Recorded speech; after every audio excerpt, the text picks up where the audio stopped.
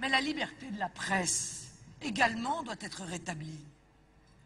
Peut-on encore parler de véritable liberté de la presse, écrite, radiophonique ou audiovisuelle, quand celle-ci tombe aux mains de grands groupes financiers ou industriels?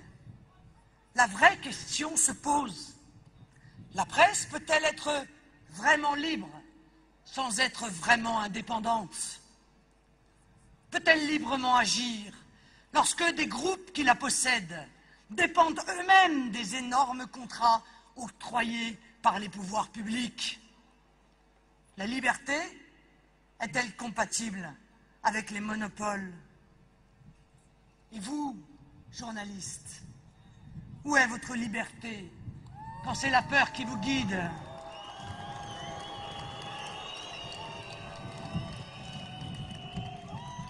Quand la tyrannie de la pensée unique, et je m'adresse à vous avec beaucoup de sincérité, quand la tyrannie de la pensée unique est telle que vous finissez par tourner cette fois votre langue dans votre bouche ou vos plumes dans l'encrier, de peur d'être accusé de dire, comme Marine Le Pen, que le mois d'août est en été, que Paris est la capitale de la France, de monstruosité sûrement. Où est votre liberté d'informer quand le totalitarisme de la pensée vous pousse à vous dénoncer les uns les autres, à faire des listes de déviants, comme l'a fait encore récemment le Nouvel Observateur, accusant d'hérésie telle ou telle, dont l'analyse ou le papier est taxé de complaisance quand il n'est souvent que descriptif ou objectif? Quelle est votre liberté, vous qui n'osez vous soulever contre ce nouveau maccarthisme, en tremblant d'être après Elisabeth Lévy, Robert Ménard, Éric Zemmour, Philippe Cohen, Natacha Polony, Frédéric Tadei, Luc Ferry, Emmanuel Todd ou Yvan Rioufol, le prochain sur la liste, victime des petites torquemadas des temps modernes, qui sont pourtant vos confrères. Or, la liberté de la presse est fondamentale, car elle participe pleinement de la démocratie.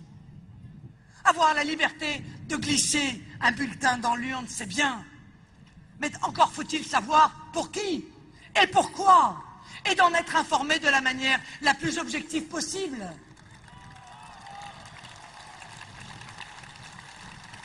Alors oui, je l'affirme, la presse aussi devrait être libérée de la dictature de la bien-pensance et de la pression des intérêts politiques et financiers. Et parallèlement, et pour les mêmes raisons, nous veillerons jalousement à la liberté sur Internet, en luttant résolument contre la scandaleuse loi Hadopi. Celle-ci est une tentative totalitaire de surveillance et de traque des internautes, dont le Big Brother d'Orwell n'aurait même pas rêvé, et dont le but évident est de tenter de faire taire cette dissidence, ce bouillonnement d'intelligence qui a trouvé refuge sur la toile. Nous rétablirons aussi la véritable liberté économique, car la liberté, mes amis, est tout sauf l'ultralibéralisme.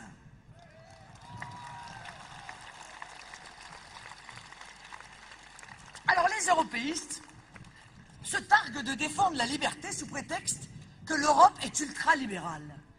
Mais c'est une manipulation, parce qu'en réalité, elle ne défend que la liberté de ceux qui ont déjà tout et opprime les autres, ceux qui n'ont rien.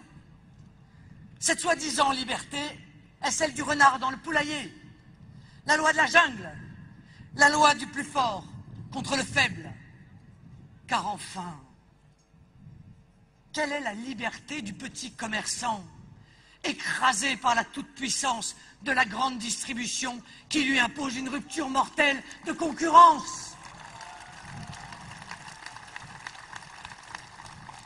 Quelle est la liberté du petit producteur, de l'industriel, de l'agriculteur, David contre Goliath, broyé par l'arnaque des marges avant, arrière, le chantage au référencement, contraint de rogner toujours plus les siennes de marge jusqu'à la misère et parfois jusqu'à la ruine.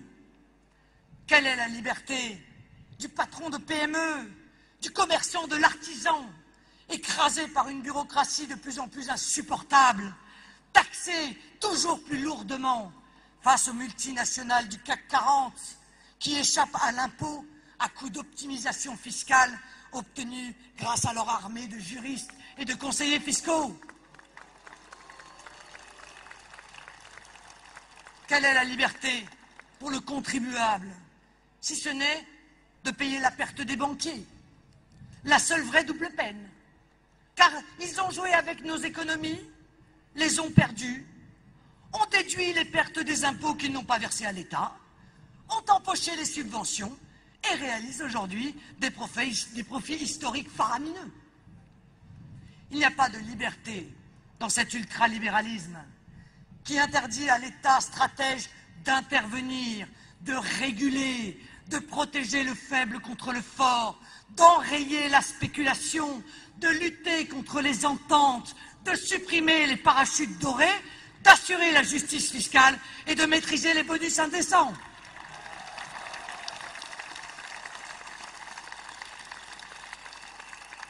Il n'y a pas de liberté dans cet ultralibéralisme qui étouffe les talents, décourage l'initiative, ruine les bonnes volontés et tue les indépendants. Il n'y a pas non plus de liberté dans ce système inique de chômage de masse et de pression à la baisse permanente sur les salaires.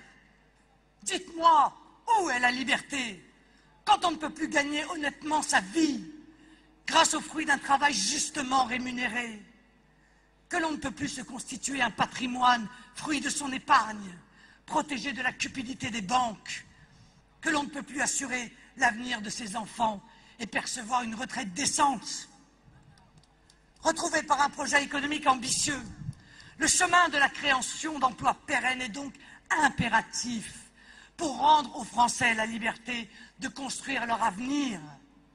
Nous libérerons nos PME, nos artisans, nos commerçants, des pesanteurs administratives et fiscales qui brident leur créativité et étouffent la vie économique. Vous savez, ne soyez pas dupes. Ne soyez pas dupes, mes chers compatriotes. Vous appauvrir est un moyen de vous asservir.